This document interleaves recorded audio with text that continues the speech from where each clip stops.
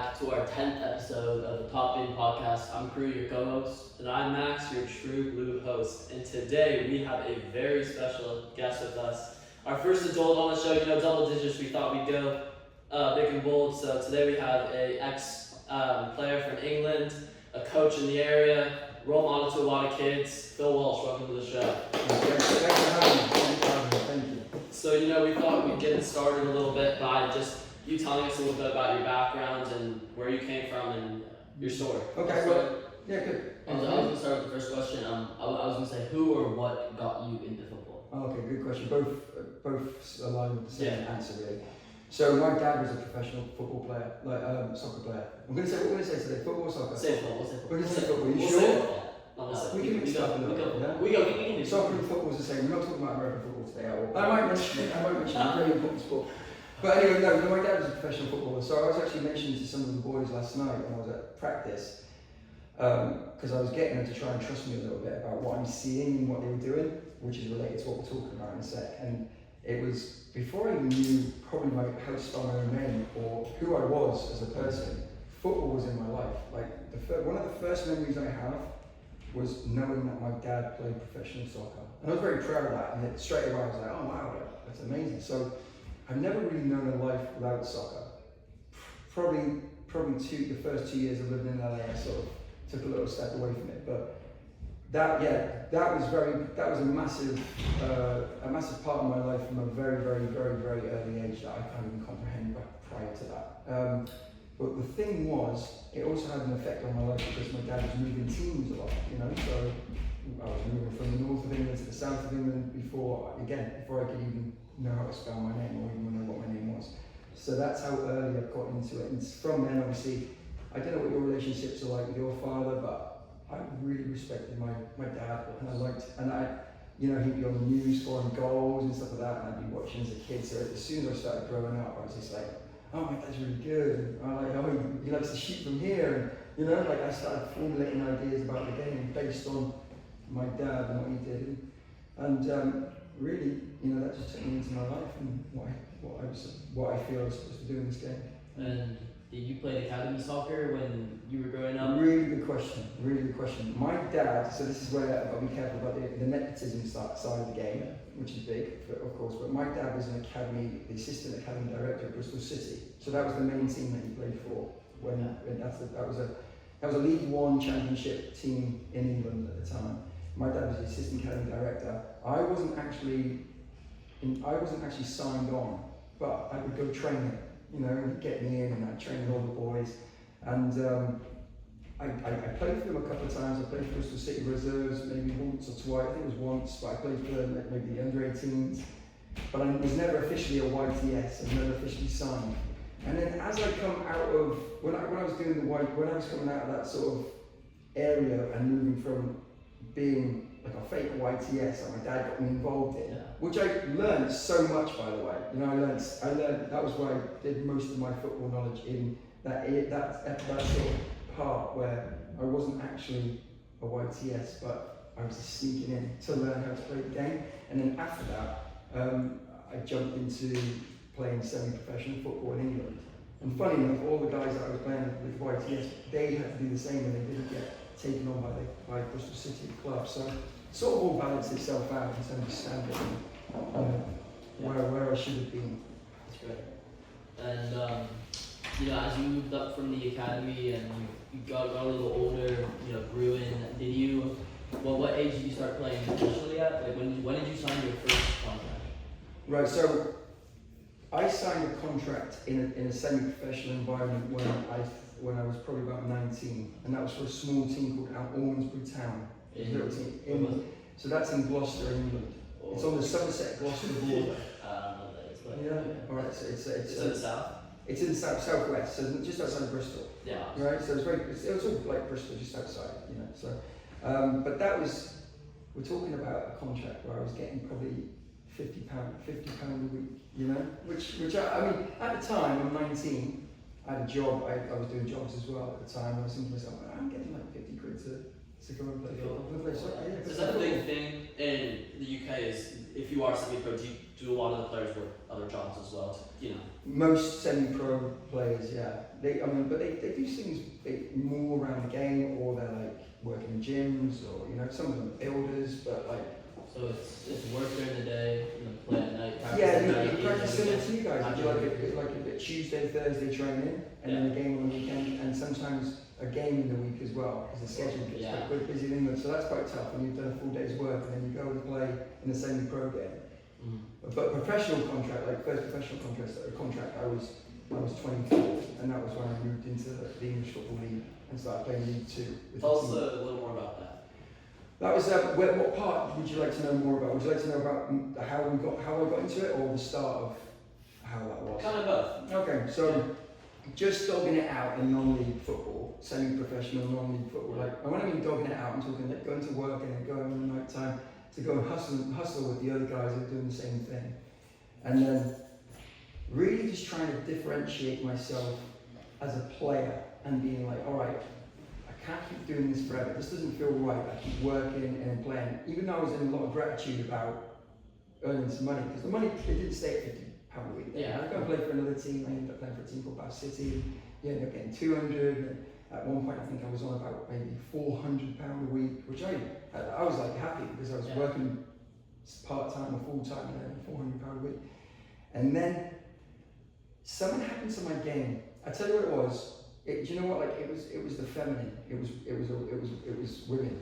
Honestly, I really believe this. I started like getting girlfriends and starting to be a little bit more. I felt like an ease with women, and then I started relaxing a little bit more, and I stopped being so hard on myself. And it was around about the time I started to figure out really how to really truly control the ball. Now listen. I've retrained and I watch Albion, I watch FC England, and most of the boys have great, terrific first touches. Like the way they control the ball is fantastic.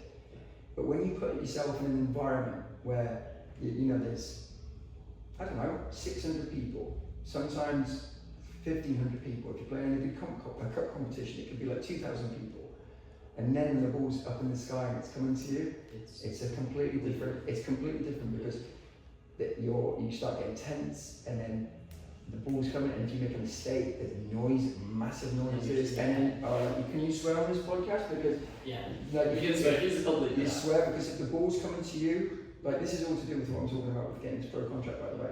And the ball's coming to you, and you've got people who are also earning money, and also not just the money aspect. They want to be successful. They want to win. They might have made peace. A lot of the players I was playing with, they might have made peace by not actually thinking of going as a pro. And just, I'm going to be a semi-pro player, and I'm going to win the league. And then all of a sudden the ball comes to you, and it comes off your shin, even though you can do it 100 times in training, in practice, and then it comes off your shin, and the game goes out of play, or goes to the opposition, they score.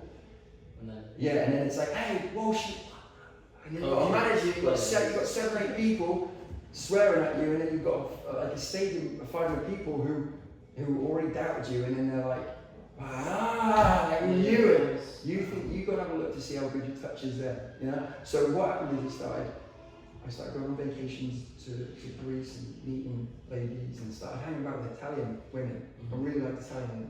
They were really just good for me. They were good for my energy, even though they're quite hyperactive themselves. Sorry. No, but this is all connected. These are the details. So anyway, and I was playing the game, and I don't know what it was. I think the Italianness rubbed off on me. Right? Yeah, because I played in the game and I had the worst first touch. Ball come to me, another bad factor, first touch, and I was just like, do you know what? I don't care if I control it or not. Next time the ball comes to me, I'm just going to stick my leg out, and if I miss it, it goes thing. It's just not working like this. And I felt a little bit like everything just released, and the ball comes to me in this game, and it just stuck, and it was in front of like thousands of people and players and stuff like that. And the minute that happened, I was gone. I was a professional footballer within 3 or 4 months after that. So was there a scout there, or Eventually a scout came. Okay. Eventually a scout came to come and watch me. It was a scouting base. I know I've got a little bit into how my process, or how I got there. But this is the energy. This is what I believe the energy of soccer. I think this is what happens once you start. In my opinion, understanding the game, understanding yourself, understanding your emotional state, your nervous system. Not that I knew all these details of the wording for it, but when I started to understand how to actually develop and feel better within a game, and then scouts come. It's like you bring the energy towards you, you know. And then a scout came. He was recommended by a player called Ian Sally. I was playing for a team called Dorchester Town, which is in the deep south of England in Dorset. Lovely little club, Dorchester Town. And there was a player called Ian Sally who used to play for Arsenal. He was playing with us, and he recommended the scout to come and watch me while I was playing for Dorchester. The scout came to watch me. I think we lost 5-1, but I scored this great header. I was 6'3". I scored this great header. Yeah, I didn't really feel like I played that well. Just had my touch right, scored a goal. Worked hard, lots of running, and then I got a call to say that they're going to come and watch me again. But this time, Dagenham and Redbridge are going to bring their management staff, their coaching staff, to come and watch me. And actually, I was a centre forward at the time, and in that game, I ended up playing centre back. I got asked just for one game to play centre back by your team. By Dorchester Town, yeah. Okay. And they didn't know I was going to get scouted. But I think they liked what they saw as a centre back. I remember going to the bar at the end of the game. The Dagenham manager came up, John Still's name was. He came up to me and he was like, "Yeah, you know, we like you. We like you." He's got his Cockney accent. He goes, "We really like you." He goes, "You played centre back tonight. It shows that you know a lot about the game if you could play two positions." And then they invited me up for a reserve game to London. They paid for a hotel. Was it trial? Was it a trial? It was a one-day training session, and then a trial match with Colchester United reserves. After that, let's see, Colchester United, yeah. And then, and do you know what? And my touch was right. Fernando Torres was playing at the time in England, brilliant player. And I get the long blonde hair stuff. And do you know, I just went out. Do you know, I went out there and I thought, do you know what? I'm gonna try and be like Fernando Torres. I'm nowhere near speed, by the way. You know, but I just thought, if ball comes to me, I'm gonna instead of trying to control it and pass it, I'm gonna set myself up for shots. I'm just gonna go for it. It was already a success for me that I'd been invited, because I could. My thought process was, I can go back to non-league soccer now, and I can be the man who almost. This is my mindset, by the way. I'm not saying it was a good mindset. I'm just saying it was my mindset. I can be the man that can go back and go. While I had a good go, I almost made it to a contract, and before you know, I scored 2 goals in that game, and then straight away at the end of the game, they said they'd offer me a contract. Yeah. And then the whole thing changed after that. It moved me out of my parents' home. I moved to London, East London. That was 24 going on 25. So big, obviously incredible. Massive for me, because I thought, right, 24, 25, you're like, is this ever going to happen? You know? And then look, you know, and then that was a great experience. But then the end of that season, that Dorchester season, we ended up playing Wembley, and promoted into League One. Was that the best moment in your career, playing at Wembley? By far the best. Yeah. How many people in the stands were there? We had about, I think, just under 40,000. So it was like a half. It was a half full Wembley, but it was Iron Sky. But what we had, Dagenham was really close to East Ham and West Ham. So we had West Ham supporters come to watch, because Dagenham's a small club. Yeah. You know, and then. But I met a lot of the West Ham fans or Hagen fans who just support the bigger team as well. Yeah, I think, do you know what, they've got a good little, in East London they support each other, you know? Yeah. They like each other. I can't really put the verbiage behind it, but, you know, that day, a lot of the West Ham, I got a big sense of gratitude for West Ham supporters, because they come and they filled out our section of Wembley. It was good, really good. Really what was that energy like at Wembley, playing there? This stadium, this is the most beautiful stadium you've ever seen, or just tell me about that experience at Wembley, because I mean, only a few people can say they played there. So. Oh, well, do you know what? Unfortunately, the pitch wasn't that good. Really? Yeah, I was really disappointed. I'm one of them, like, I love grass. I play a lot of golf. I see a good pitch. I love a good pitch. You know, like I'll just like. A couple of days before Wembley, we trained at Arsenal's training ground, and me and this lad Monty, he and I just stayed at Arsenal training ground, pinging balls with each other on their carpet of a training field, while all the other guys were going to get food in the jacuzzi. Just because I was so, like, I love the grass so much. Unfortunately, that was probably the highlight of the grass situation, because when we got to Wembley, for some reason, it was around 2010. It was in 2010. For some reason, Wembley was going for a really hard time getting the pitch right. Yeah, that was the only small issue I had with it. Besides from that, walking into that place as a spectator is like breathtaking. Yeah. You know, but to walk into it as a player, this is the best part of it. Go the day before. You can go the day before. Oh, you can. And yeah, we go to have a look at Justin. You can have your own little tour. Funny enough, I think only like 5 of us went out of like a squad of 25. Really? Yeah, and only 5 of us went to go and have a look. And I took my shoes. I had flip flops on. I took my flip flops off. I was walking around on the pitch at Wembley, and you know, but the next step, it was more this. You know, like my Italian girlfriend at the time was there. My parents, my family. They sat in the what do they call it? The box. The box. But yeah, they sat in the box and just get, you know, I felt so proud that, especially with my dad there as well. He played at Wembley 3 times, you know, and yeah, and he was there as a coach when Bristol City almost got into the Premier League against Hull. They got beat. That was a couple of years before. Anyway, I digress on that one. But yeah, just know that they're up there and you give them that day, you know. Yeah. And yeah, it was very special. And I was lucky enough to get on the field and help them get over the line. When you went out to play football in those big games, would you say you played for your dad or you played for your parents? That's interesting. I was always playing for my dad's approval, you know, because my dad had really he was an ex-pro and he played for Beşiktaş in Turkey, you know. Oh, really? Yeah, they won the league over there, and you know, he played at a good standard. So he was a very bit of a different player to me, a bit more flair. You know, I was a bit more of a gritty player. But I wouldn't say I played for my dad. It was weird, you know, like I wasn't as conscious then. As you get older, you get more conscious, and I don't really know. I was playing because it was just like I was very present with it. It was like I wasn't playing for a reason. It was just because I had football in my life. Football since I was born. It was like I wouldn't think like Just life. Yeah, just life. It was just life. 100%.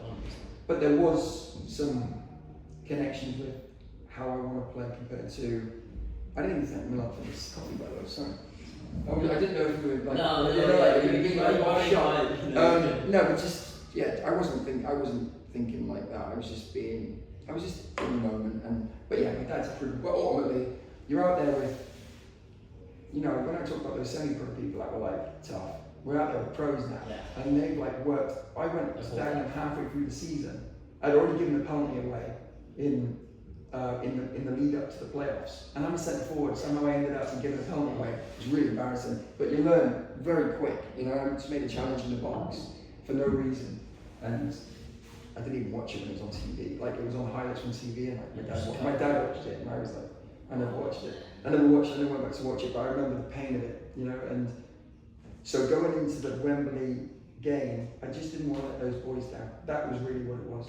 I didn't want to let the manager down. I didn't want to let the other lads down, the other team. And when I come on the pitch, we were winning 3-2. You know, I come on for like the last 10 minutes, and you just that was the real thing. Make my dad proud. Make your team proud. Just help. Just don't do anything stupid. Yeah, I mean, just go out there, work hard, just do what you've been trained to do. But there was this little part of me that was like, I got Wembley. Like, and that gave me a spring in my step as well. You know? If I could have embodied that kind of energy more through my whole career, I reckon I would have played higher. You know, I would have played at a better standard. But how do you think, like, does the atmosphere, like the way your team plays, does that change at Wembley? Like, can you notice the difference, or is it just like the boys are all out there just playing for a little bit more grit, or is it just the way everybody plays? We scored two. I was centre forward. Paul Benson scored this amazing goal. He scored a lot of amazing goals, but he scored this turn and swivel goal, and then Danny Green. I always reference. I'm doing coaching now. I'll go back and reference these goals that these guys scored. Danny Green. He scored this one. He's a right winger. He was way outside the box, like 30 yards, and he just shifted it onto his right. And he just punished it across the goal, and then like the last goal was really interesting, and probably the reason I'm a coach now, because I saw a miracle in the last goal. I've never seen anything like it in my life. It wasn't even a good goal. In all fairness to John Nurse, I don't know if you ever listen to this, but John Nurse was a striker, and he had worked for probably 3 months prior to, and I tried to do it with him, I was still working on other things in my game. He worked for 3 months prior to that Wembley final on finishing from like 5 yards out, 6 yards out, 7 yards out. Just someone give him a ball and he just put it into an empty net. Like just getting that muscle memory of scoring goals. Sorry, 1 second. And then when he was at Wembley, it was 2-2, and the ball comes to him, and there's like 7 or 8 people in the middle of the goal, and he just taps it. If you ever watch it, it just goes, it skips all these people. It's like, honestly, it's like some spirit got hold of the ball and just went like this, and it just ended up. And you look at the Rotherham, we were playing against Rotherham. You look at the Rotherham defenders, they're like, how the hell did that go in? But I believe it was like a frequency thing. I believe it was like, you do the practice over and over and over again, and you get used to it, and you get used to it, and you get used to it. Like it becomes like a vibration, and you know, it's a bit like Steph Curry with his 3-pointers. You know, it's that sort of energy. I forgot the question you were asking. What was the question? Can I ask you another one? Yeah, of course. So you said you kind of started at the lower levels, built your way up. What was the highest level you played at, and also who's the best player you played with? Maybe the audience to start with, any of them. Okay. So, what was the highest level question first? The best, like, did you play League 1 or League 2? Oh, sorry. So that got us into League 1. Okay. And then we went to League 1. Then we signed some more players. I went a little bit down the thing, but I did end up playing in League 1 about 3 times. Played away at Southampton. That was interesting. Mm-hmm. You know, they had like Adam Lallana. They got promoted that year. They had like Adam Lallana, Alex Oxlade-Chamberlain. It was good. And they had the new Southampton Stadium, St Mary's. So that was a good experience. Yeah. That was Good. So that was amazing for me because that was League 1 against Southampton. I'm on the field, and I remember sitting there as a kid when I wasn't a YTS at Bristol City. They were playing in League 1, and I'm sitting in this stadium looking at League 1, and I'm thinking to myself like, would I ever be on the pitch in a game like that? You know? Yeah, I got there, but there's still a part of me that's like, I didn't fulfill it. And then the best player I played with. You said the best player I played with. So, do you know what? On paper, the person who's done the furthest is Dwight Gale. Centre forward. He went to Newcastle. I think I've heard that. If I saw a picture, I know. To be honest, there hasn't been a player that I've played with that has just like gone super to the top. There's a few. I can't remember. Who was the most talented player you've ever seen? Anyone else? On both sides of the pitch. So that's the thing. Sorry, 1 second. Yeah, on both sides. But I played against Ivan Johnson. You remember him? Oh, the Barca Chelsea. Yeah, he just we played against Tottenham reserves, and he'd just come from Barcelona, so we played against him. But that Southampton team had most of the best players. But there's so many players that I played. There's a couple of guys in the Premier League that I played. Can't remember his name. Brentford centre back right now. Like I played against him when he was. Kenneth? I played against Ollie Watkins. Like we played against all these. Like I'm sitting there, I played against Harry Kane. But in like reserve games and stuff. When he was at Tottenham when he was a kid. It's really cool. But like it's a very hard thing to answer because they weren't good. They were good, but they weren't. They weren't those players. You just looked at them and knew they were going to be. No. They actually, some of them were quite surprised. You know what I mean? Really? Yeah. Who was the most surprising for you? Like that you played with when you were younger, who just all of a sudden he's top of the league? Well, Dwight Gale was probably that one because he was a good player, but do you know what he had? He could just score. When you look at his record, it's ridiculous. I believe he was like he took the number 9 shirt at Newcastle. That was Shearer's shirt. And he was at Dagenham with us, and he was in the reserve team with us. And I was thinking, everyone was thinking, like, there's not much about this kid. He was short, but you know what? Do you know what he could do in any situation he was put in? He could score. He could score. You put him in the box and you give him the ball, and he'll get it in the back of the net. And it showed that it didn't matter if it was the Dagenham reserves or in the Premier League with Newcastle. He'll do it. Was that his mindset? I think it's that frequency thing. You know, I think it's that like sort of like. I think it's something to do with worth. And I think it's something to do with worth, and I think it's something to do with like not being scared to fulfill your potential. Because if you score goals, you're going places. There's no doubt about it. If you score goals, you're going places. There's no people are desperate. You know, like goal scorers save coaches' jobs. you know. So you put him in a situation, he'll score you a goal. But having said that, like the two lads that I mentioned at Dagenham, Paul Benson and Danny Green were the best two players that I've played with, like close with, because for them to do those 2 goals at Wembley, like it's something like every little boy's dream to go to Wembley but to score a great goal. Brilliant players. And Paul Benson was like an accountant before. He was like me. Yeah, no, exactly. I've probably played against James Vardy, played against all this lot. You don't know them. You see them.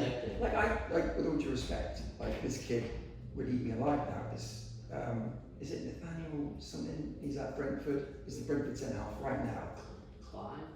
Clyde, I think it is. Yeah, I can't remember his name. But I remember looking at him, and I'm like, I was when I played against him, I was probably about 31, 32, and he was probably about 18. So it was like I ate him alive, you know. But because he was playing for I forget, team in London. It'll come back to me. Yeah, it'll come back to me. But then he's obviously developed. Yeah. You know, into a really good player. You know, now he plays in the Premier League. Do you have any regrets in your career? Because I know you were talking about you said you had the potential to get to the very top, but maybe the woman or whatever. Do you have any regrets? Maybe you think if you did something differently, you could have gotten to the top, and other advice for young people who want to get to those higher standards? I have huge regrets. It's something I have to really come to terms with on a daily basis, and that's actually the energy of the regret that I have. And regret is a funny word, right? It's one word that sort of can describe a multitude of things. We call it regret, and it sounds negative, but there's actually an energy behind it. Regret. It can do something to your heart, you know. Yeah. So if you can go into the regret a little bit, maturely, breathe it in and say, what is this feeling that I'm feeling? People call it regret, but is it actually like a negative thing that I have to carry around with me? 100% no. It's something I can feel and use its power, and then take it and say, don't do what I did. This is what it is. Yeah. And with that power and with that belief, I do my coaching now. It's wisdom. But the thing is, like, if you ask me, like, about the regret part of it, I'll answer you in the human side of it, like massive regrets. I didn't work hard enough, didn't apply myself enough, but it wasn't because I didn't want to, it's because I didn't, in my opinion, have knowledge. It's like, you're going to go out and work on something, you need to know what you're working on, why it's so important. Yeah, the purpose behind it. So I would go out and stay behind after training and stuff like that, but if I really knew what I knew now, when I was a pro and I had that time on my hands, I would have bought my own balls. I would have said, I'm not even using the club's balls. I would have bought my own balls. I would, like, bags and bags of them. I would have got my own. If iPads existed back in 2010, I would have got my own iPad with a tripod, and I would have worked at my game over and over in the things that would have been really, really vital to push me to the next level. And I would have learned that frequency. You know, that frequency of scoring goals, like Dwight Gowan, we talk about John Nurse. I'd go and learn that. You know, I'd go and get myself into a situation, and I'd put the ball in the back of the net over and over and over again, and breathe into the fact that a goal. This is the biggest thing in soccer, in my opinion. People think it's natural, like goal scorers at Vardy and that. It's natural, or it's unnatural, and you just can't do it. I do not agree with that. If you want to be a top goal scorer, and you put your mind to it, and you go and have a look at the limitations within your own subconscious, you can go and defeat that and say, no, I'm going to be a goal scorer. When that ball comes to you, you're ready. And that's something that I wasn't quite ready for. Yeah, I just wanted to ask one more question, because I mean, what you just said was really powerful. If there was one piece of advice about mindset related that you could give to all of our viewers or anybody out there who sees our content, what would you give them? Right. Okay. Give me just 1 second. All right. Because that's a big question. Let's take a couple of sips of our drink. Yeah, take a sip of your drink, because that's a big one. Because one thing is big. Yeah. In the mindset department. Cheers. Okay, here it is. You ready?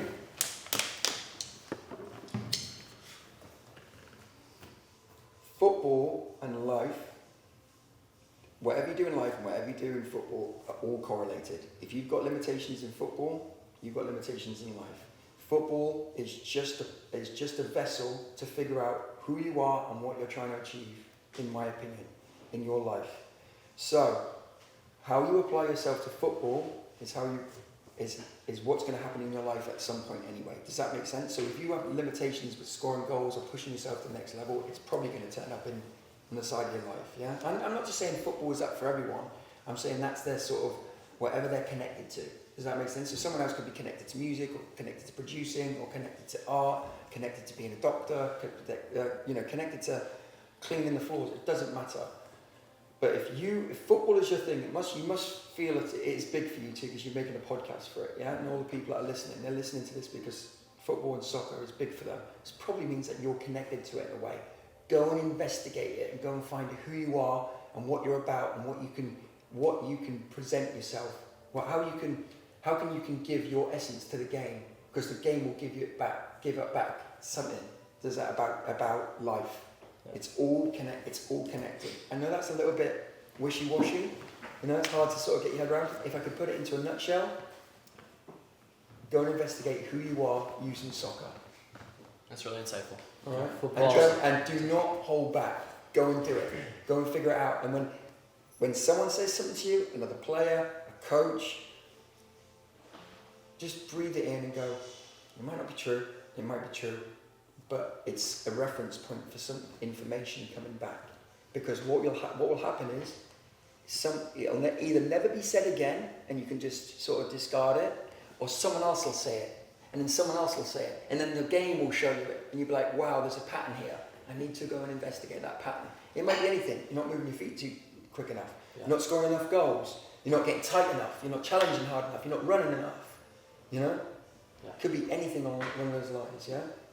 That's it. Yeah. All right. That's cool. I think we're gonna move into our last little fun way to end out the episode. I think Jonah has the. Oh, Jonah, you got something? Yeah. So you know, you talk about like energy being contagious and like it's a frequency, right? Yeah. How do you like protect your energy when you're in, like, let's say a dressing room or something? Yeah. Like that gives tension or nerves, like pre-game. It's a really, really good question. Yeah. And it's something I succumb to, because I'd be in the dressing room, and yeah, my energy would be affected big time, like by other people, because you look at someone else who's getting more game time or more play time than you. In the case I was in, they're getting more money than me, and then they say something to you, and all of a sudden it's like, oh right, like I have to respect this guy.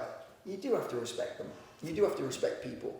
But you have to remember that everyone's fighting their own battles as well, And this is the biggest thing about soccer. Most players, even though I believe they're becoming more humble and down to earth, there's something actually changing in my opinion. Everyone is got their own defense mechanisms, and if they're coming across like rude, or they're coming across a bit like in your face or something like that, it's probably because they're protecting themselves. And I believe the way forward to that is, if you can be compassionate towards that, even if it's coming at you strong, so someone's affecting your energy and someone's messing around with your frequency, you take a breath and you go like, it's okay, brother, It's okay. We're on the same, but you can do that, but you've got to be careful not to patronise them, of course, but it's like, okay, brother, you know what I mean? And then here's the biggest one. We're all men within this game. Obviously, we'll talk about the women's game if you want. I would suggest, this would apply to the women's game. But we need to, a good player puts their arms around other players, even if they're not doing that great. They say, do you know what, I'm not doing that well, but you're doing great. Yeah. Brilliant, well done. If you didn't turn up today, we would have lost 2-0. Yeah. Well done, pal. Good, I love it. And then I'm going to go and do my work this week, and next week I'll be back. You know what I mean? And that breeds a positivity. And the people that want to affect your energy, they will lower their defences, because you're that type of person. Because you're someone who wants to build them up, even if they it's like, really, it's like getting like a rattlesnake and stroking it and saying, it's okay, it's okay, like I'm not going to hurt you, Alright, so I'm going to show you, I have, I think 11 players here. I'm going to show you pictures from their childhood, and you guys have to guess who is who. So it's just you have to. Are we playing against each other? Yeah, you're playing against each other. You guys. Is it like fingers on the buttons or what? What? Is it like fingers on the mic? No, not fingers. I didn't know. Just shout it out, and I'll start. Okay, I'll start easy. Right, ready? I can't even see it. You have to bring that over. Hey, we got old eyes over here. I think I know who that is. Alright, yell it out. Luka Modric. That is. Wow. Okay, one. Wow. I was lost there. Nice. Couldn't tell it was him without the fucking the bang. Not the bangs. I don't even know the silky dreads. Can't be that short Right. hair. Griezmann. Yeah, it's pretty good. That's good. That was good. That Oh, was I can good. get. I'm surprised He you looks got like he looks like a bully from a '90s movie, American '90s movie.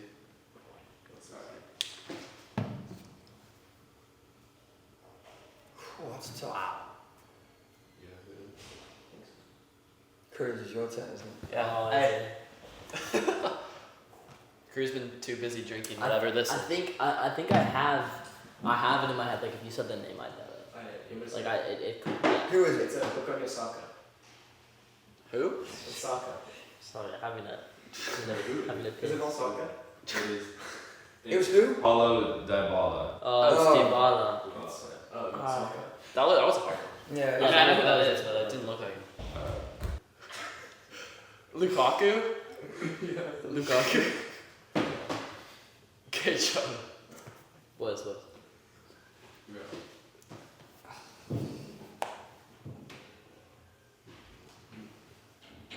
Oh. Bruno Fernandes. Oh yeah, Yeah. that was so. Very good. Cruz That gotta was get the involved here. What's going on? Do you know what? It's You happening just quick with properly. me. It is. I thought it was Mesut Ozil for a sec. I was like, what's going on? And then I know Royce, Marco Royce. Oh. Was he wearing the? Phil Lee. No, I think I I'm think going to they're Max is Are they tied? Oh, yeah. Max. They tied, yeah. 2. Sean has to 2. score up. LeBron. Have you seen the little baby picture of LeBron James? It was like that. It looks like a Mbappe. I have no idea what this is. I'm going Vinicius Jr. Yeah. Wow. That was a shot in the dark. That's a so shout. I like it. That is a It's shout. impressive. It's impressive. I was gonna say soccer for that one. Alright, Mill can get this one. He's a bit Okay, I know that team, so I know where he's from. Falcao, was it? Falcao. Wait, let me see who it is. Alright. Alright, do we? Any hints? Like who did? Yeah, you give us a hint. I know what country he's You from. see who it was? Yeah, give us a hint. You need a hint. You of all people, Chris. I Yeah. will take every hint I can get. Okay, can we get a hint? Can we get a hint? Well, let's. What country is he from? I know it. It looks like it's Brazilian, right? Argentinian. isn't I think it's Argentina.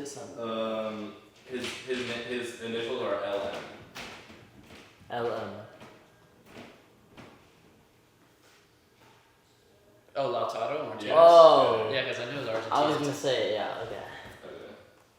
Two more. What is that team? I think it's not Newell's Old Boys. It's a different. That's Jamie all- Vardy.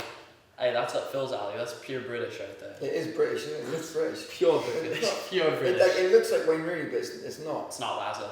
I think he's Scottish. Scott. Oh, is it Scott McTominay? Oh no, Andy Robertson. Yeah. Is that Andy Robertson? Wow. I'm here all day. Wow. I'm here all day, crew. Alright, the last one. Takes wait, the let's lead. wait for two. We got two more. The last one might be too hard. You guys. That's what might be. They go easy to hard on these, but like the easy ones are hard as well. I can hit for that. Maybe I should have the ball knowledge. Hakimi. Hakimi. Yeah. Yeah, that's Hakimi. That was. Yeah, it was, I mean, that was not Just hard, like- but that was good. Alright, Wait a minute, you last got 4. You get 5? I think I have 5 or 4. I don't know. I had one. 3. We got one more. It always That was one more. Winner takes all, crew. This one I think Should we is. do- Alright, next one. Whoever gets this one wins. What do you think so? Oh, this is count 3 points. Oh, I think I know. Is that a Brighton shirt he's wearing? I think I he give you the country. might be British. Is that Phil Walsh? Young Phil Walsh. Too good looking. Do you want the country? What'd you say? Do you want the country? He's Bosnian. Jekka. Yeah. Game, set, match, baby. Jacka. Game, set, match. Hold on, mate. You did say at the start you knew Yeah. more about the like stats and stuff and people and players. Yeah, you know. Yeah, I know he does. He's a whiz. Alright. So bad. Wait, can I ask another question? Yeah, go ahead. Ask your last question.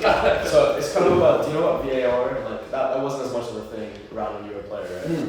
So It never existed. do you think it like took something away from the game, or do you think it improved the game? Oh. Like, What's your stance on that? I think they just need to refine it really well, you know, Yeah. because So I think it takes away from like the big moments as well, though. Like if someone scores an absolute world-class goal and then it's down to like the inches that it's offsides, or like, Yeah. does that take away from it? I think that's taking something away from the game, but also, you know, we all have to agree. If he's offside, he's offside. You know, like Yeah. no matter that's the rule. Does that make sense? So if Yeah. we've got technology to go and find out if it was or not, I think it's just too fast-paced and too important. There's too much money involved now to rely on 3 or 4 officials to somehow come up with all the good decisions. I think they obviously need help, but they need to refine it. I do it like tennis people. I'd say like, I don't know, probably they've already thought about this and it might not work, but in tennis you get like the 3 challenges, don't you? Yeah. And if you get a challenge wrong, Kind of like football as well. yeah, like I wonder if the captain could say like, we'll challenge that one. Does that make sense? Because he And believes. have it looked at. Yeah, and they can do that, and they can do that for offside as well. Like in American football, they do that as well. I think challenges thing would work. Yeah. I think it'd be a good idea I really because like because then it's not getting carried away, and then it adds another sort of way of thinking about how the captain thinks. You know what I mean? It's like they're going to use their challenges strategically, and For me though, that would kind of take away from the game, because I mean I think like football like takes away because it's a fast-paced game. Like it's always moving, and having big breaks like that would actually change the. I don't agree with you at all. I think when in a game like this, when you have VAR, it levels the game. So No, VAR. it puts more reliance on talent and how you play rather than the lucky breaks and catching a referee not looking. So I completely agree with VAR, and I think it's really good. Also, the challenges. I think the challenges. sorry. Yeah. I think VAR isn't the problem because I think the technology is, becoming more and more essential. Yeah. There's been countless bad decisions, and I think if we had it now, for example, like the Lampard goal versus Germany, it's necessary, but I think it's not the issue with the technology; it's the issue with the refs and how they do it in the room. I think they just need to come up with a new system that doesn't keep the fans waiting, and maybe the referee announces on his speaker, like if he has a mic. I think something like that. Maybe they experiment with that. It's interesting because there are some decisions that people can watch 100 times and still disagree on. Yeah. Whether it was a red card or isn't a red card. You can have 2 ex-pros that have played the game and they'll sit on Sky Sports and they'll say like, I don't think so, and the other one will be like, I think so. There's obviously a clear situation here where it's just down to someone's opinion, and you have to accept that person's opinion. So I think getting the best refs in with a small VAR team that will help them, and just do it as quick as possible, and say, well, he's made that decision, because we can look at it 1,000 times, and sometimes you can't figure it out, can you? You know? They're trying to figure out things that are like right on the line of I'm yes or no. gonna ask one more question. Send it off. Everybody says I think Ronaldo quoted this when at one of the award shows. He says, "Talent without hard work is nothing." And I wanted to really know what your opinion is on how much does hard work matter once you have the talent. Like how much does that matter? Again, it's a philosophical question, depends on your philosophy. My belief is in alignment with them. I think the hard work aspect of the game is the most important part of the game. I think it's the most important part of the game. It's the most important part of your development. But there has to be intelligent hard work. I also believe in, what's that other saying? So you're talking about hard work and doing things a lot, but there's another saying, it's like working smart versus Smarter, working not harder. Yeah, smarter, not harder. You need to combine those two. It can't be just hard work and you're running up stairs and going to the beach and then it might not be smart. What was if you did half an hour of something really specific that would really change your game? That's hard work. Maybe just sitting and thinking about that. Does that come into the category of hard work? 100%. I'll tell you something. This thing about Ronaldo and Messi has been going on for a long, long time, and it's really weird because I imagine Messi works super hard at some point. Like I imagine he works super hard, and I think he does it without even thinking. Yeah. You know, like his hard work. But I think Ronaldo works hard, and he does it with thinking. It's like conscious hard work for Ronaldo, subconscious. Yeah, it's weird. Yeah, so it's like, but I think I think if you put Ronaldo into Messi's body, so Ronaldo's mindset with Messi, I don't know, it might have stifled it, you know? But I would imagine you'd come up with some super duper freak, not just a couple of freaks. Yeah, that's incredible. Yeah. Good. All right. Anyway, listen, I'm going to say one thing before it goes. We've got to bring back to making this game entertaining again. It's got to be entertaining. People have to start, like, it's very important for society and the world that soccer is a hub of something respect. Men become men, women become women within it, but it's entertaining. Does that make sense? And there's relationships and there's connection. Community. Yeah, there's community, 100% community, 100%. Yeah, that's what's really big. Yeah. And you're involved in it now. You only started the podcast as well, talk about entertainment with respect and all that kind of stuff. I know we've been talking about this for a while, but Well, we really appreciate you no, coming. thanks Max. Yeah. Phil Walsh, pro coach, role model. This man does it all. Oh, Played with Dwight Gale. thank you. Thanks for having me on. And thanks for tuning in for the 10th episode. We'll see you guys in the next one.